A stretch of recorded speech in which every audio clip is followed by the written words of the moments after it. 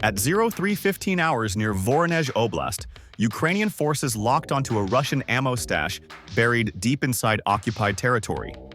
This wasn't a single warehouse. It was a cluster of depots, stacked with artillery shells, rockets, drone parts, and fuel tanks. One strike here could silence dozens of Russian guns. Kiev's operators had seconds to act, with Russian radar sweeping the skies and every move carrying the risk of total mission failure. Then the first HIMARS volley arced overhead, and the night turned into daylight. What happened next left both sides reeling. Ukraine has their eyes on all of Russia's important ammo stashes, and just today, Kiev revealed that it destroyed large Russian drone and ammunition depots in the Donetsk and Luhansk regions. As Russian vehicles were transporting tens of thousands of mines, grenades, tank rounds, and artillery shells to a regimental ammunition depot near Bodanivka in Luhansk. The Ukrainian Dnipro Operational Strategic Group impressively struck a logistics hub distributing drones in Donetsk, and this destroyed massive stockpiles of UAVs and supporting equipment like batteries and communication modules. It's no wonder Russia doesn't have enough drones to fight against Ukraine. But Ukraine's attacks against Russian ammo stashes doesn't stop there. One of the striking incidents took place in Voronezh Oblast in early September 2024. Overnight, the Security Service of Ukraine launched drones at an ammunition and equipment warehouse in the village of Soldotskoye. Ukraine found out that the warehouse was actively used to transfer ammo to Russian forces. What happened next was dramatic. Multiple fire sites broke out at the facility. Ammunition detonations continued for hours, and it caused a chain reaction that could be heard and seen. Immediately, local authorities declared a state of emergency, closing the roads and evacuating the villagers.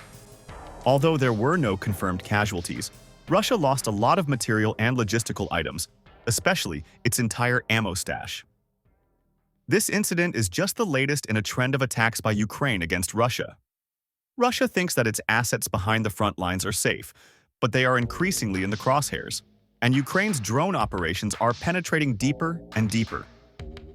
This was seen just a few months prior, when Ukraine targeted another key stash in Russia. Ukraine struck a weapons and military equipment storage facility near the city of Kursk. The General Staff confirmed the strike, noting that air defense systems responded, and many people saw the explosions. Ukraine took advantage of the location of the depot, as it was very close to the border, making it easy to allow drone, missile, and ground-based precision strike operations. It eventually led to visible plumes, damaged structures, and fires. The Kursk strike shows just how powerful Ukraine is to threaten key Russian military ammo storages, even in the places that Russia thinks is safe. Fast forward to July 3, 2025, Ukraine's drones launched an attack on an ammo depot in Kharkiv, in occupied Donetsk Oblast. According to the State Security Service, there were multiple massive explosions, including a powerful secondary detonation and a large fire. Interestingly, the depot was a part of a larger logistics base, with command posts, supply centers, and ammunition depots that were clustered in that area. Secondary explosions suggest that the stored munitions, especially those in large quantities and in less protected storage, were triggered. So it increased the damage beyond the initial hit. Kharkiv is pretty important because it sits deep enough in occupied territory. Although its logistics value is high, it's close enough to the border for Ukraine to attack reliably with drones and other precision means. Ukraine's strategy continues to target Russian ammo, even those that hold rockets. In February 2025, Ukraine destroyed a thermobaric ammunition depot near Selidov in the Pokrovsk sector of occupied Donetsk Oblast. Ukraine revealed that the storage facility held thermobaric rockets, which were meant for TOS-1A Solntsepyok heavy flamethrower systems. This strike stands out from all the rest because Ukraine's target was thermobaric munitions.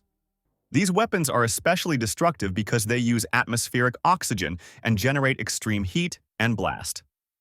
Their storage is highly sensitive, and one strike led to many secondary detonations and a massive fire.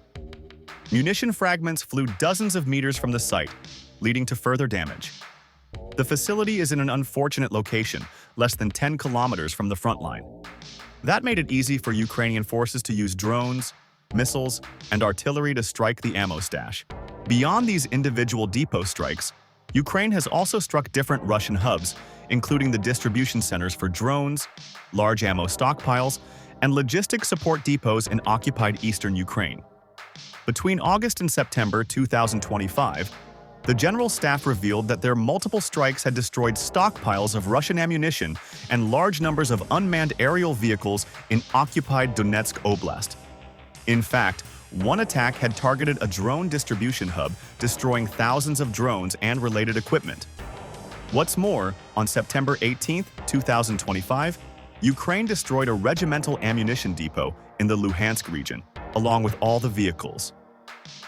Ukraine isn't only going for the isolated ammo stashes, but also smashing all the supply chain nodes that used to support Russian military operations in the occupied territories. But after the sudden strike on the Russian ammo stash, what happened next? Immediately, Russia found itself at a dead end, with major supply disruptions on the front line.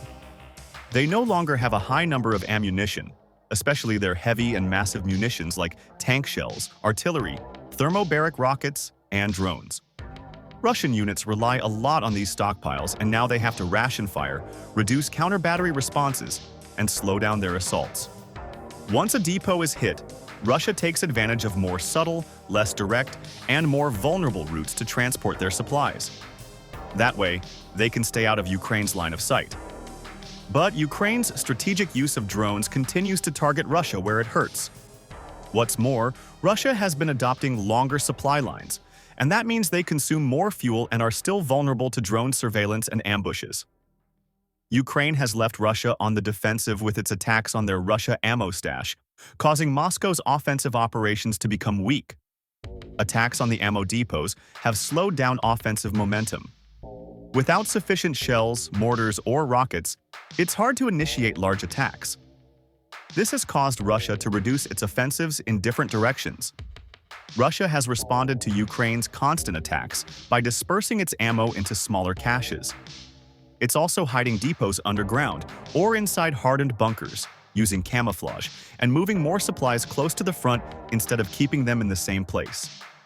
Now, Russian soldiers and commanders are seeing a decrease in their morale, especially knowing that all their ammo stashes aren't safe.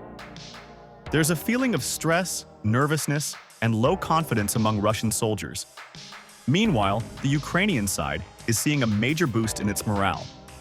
But of course, the main problem is that Ukraine's strikes on Russian ammo has escalated the war. Russia is escalating its air defense in affected regions, increasing patrols, and deploying more resources to protect depots. In a major move of escalation, Russia has conducted retaliatory strikes on Ukrainian logistics and civilian infrastructure as a way to fight back. It all started after the truce around Easter 2025 ended, when Russian forces struck multiple Ukrainian military infrastructure targets, including ammunition and drone storage depots. Then in August, Moscow went after Ukrainian weapons depots, including one that contained ammunition for Western-supplied F-16 jets. Russia has announced that it would conduct different revenge strikes on Ukrainian factories, ammunition depots, energy infrastructure, and military personnel in response to all the attacks on their ammo stashes. But there's just one problem. Russia always claims to have hit Ukraine depots and storage facilities, but it never actually announces the exact nature, like the size, contents, and proximity to front lines, like Ukraine does. Even when the claims are made, the impact is hardly ever documented, so some are wondering whether Russia really did make these revenge strikes. If they did, the impact might not be as large as it is when Ukraine attacks them instead. In a surprising turn of events, Ukraine is employing a much stronger and more impressive military strategy against Russia. Kiev's strategy isn't opportunistic, but actually intentional. Ukraine knows that it doesn't have a massive military to compare against Russia, so it uses drones, missiles, and intelligence to hit depots that are believed to be safe or lightly defended. The strikes on Voronezh, Kursk, Kharkiv, and Selidov are good examples. What's more, Ukraine only uses a few drones to hit the vulnerable points on Russia's ammo depots.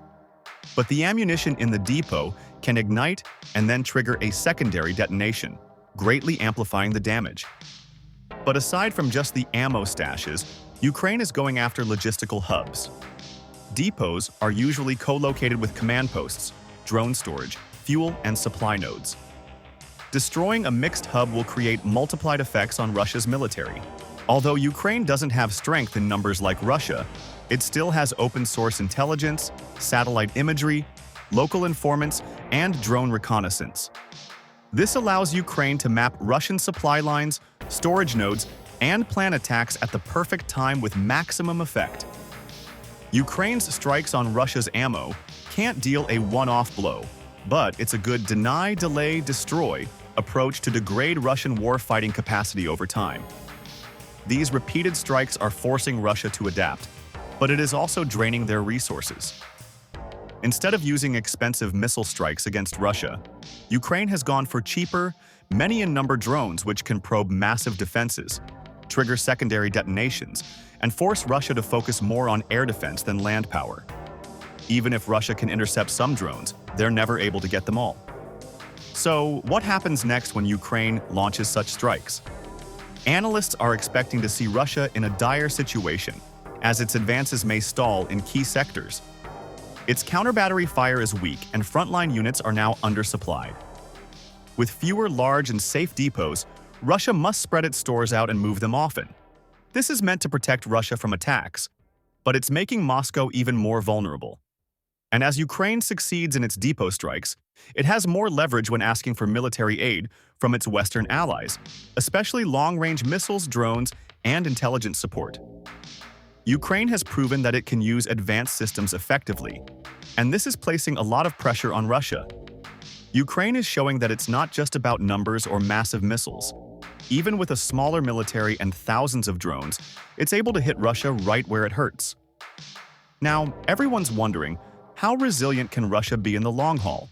And can Ukraine sustain this pattern until the war finally ends? Let's know your thoughts in the comments. Thanks for watching. Be sure to like and subscribe to stay up to date on global military events.